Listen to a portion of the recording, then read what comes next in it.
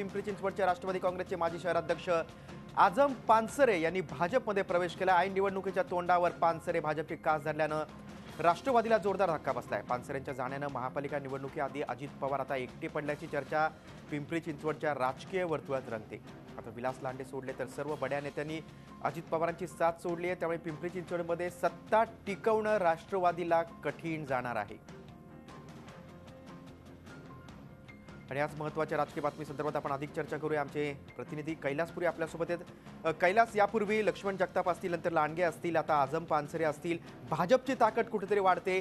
राष्ट्रवादी कमकुवत होते, अजित पवार एकटे पडलेत, काय सांगशील? पिंपरी चिंचवडच्या राजकीय घडामोडी ज्या आहेत ते गेल्या काही दिवसांमध्ये वेगाने बदलत आहेत। ही जी घटना आहे ती नक्कीच पिंपरी चिंचवडच्या राजकारणाला एक कलाटणी देणारी ही घटना आहे।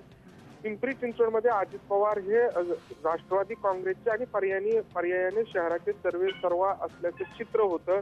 मात्र सुरुवातीपासूनच यांची जी ताकद आहे ती स्थानिक नेत्यांच्या जीवावर अजित पवारांची शहरातली ताकद होती।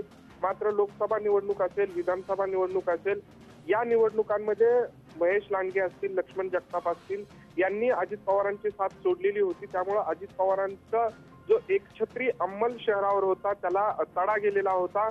तरीही महापालिकेच्या निवडणुकांमध्ये राष्ट्रवादी काँग्रेसची ताकद राहील अशी शक्यता होती। त्याला कारण होतं, कारण राष्ट्रवादी काँग्रेसकडे आझम पानसरे असतील किंवा विलास लांडे असतील यांच्यासारखे तगडे नेते अजूनही होते। मात्र आता त्यातील एक महत्वाचा नेता असलेले आझम पानसरे यांनीही अजित पवारांची साथ सोडलेली आहे। मुख्यमंत्र्यांनी काल त्यांचा भाजपमध्ये प्रवेश केलेला आहे। त्यामुळं राष्ट्रवादी काँग्रेसला हा खूप मोठा धक्का म्हणावा लागेल।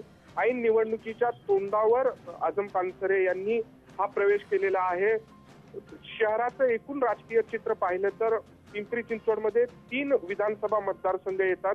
त्यामध्ये पिंपरी आहे, चिंचवड आहे आणि भोसरी मतदारसंघ आहे। चिंचवड मतदारसंघामध्ये लक्ष्मण जगताप यांच्या रूपानं भाजपला एक तगडा नेतृत्व करणारा नेता मिळालेला होता। भोसरीमध्ये महेश लांडगे यांच्या रूपानं एक तगडा नेतृत्व करणारा नेता होता। फक्त पिंपरीमध्येच भाजपकडे सक्षम असं नेतृत्व नव्हतं। मात्र आझम पानसरे यांच्या प्रवेशानं आता पिंपरी विधानसभा मतदारसंघातही भाजपला एक आश्वासक चेहरा मिळालेला आहे।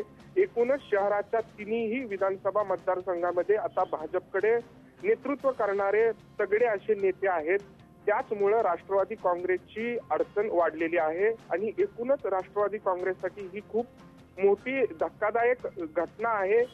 पिंपरी चिंचवडमध्ये राष्ट्रवादीची सत्ता राहील की नाही याबाबतही या प्रवेशामुळे आता शंका उपस्थित झालेली आहे। नक्कीच कैलास, आणि आता फक्त अजित पवारांसोबत विलास लांडगे हेच राष्ट्रवादीतले बडे नेते राहिलेले आहेत। त्यामुळे अजित पवारांना ही निवडणूक जिंकणं किंवा सत्ता काबीज करणं, सत्ता टिकवणं हे खूप मोठं आव्हान असणार आहे। तुम्ही दिलेल्या सविस्तर माहितीबद्दल झी 24 तास रहा एक पाऊल पुढे।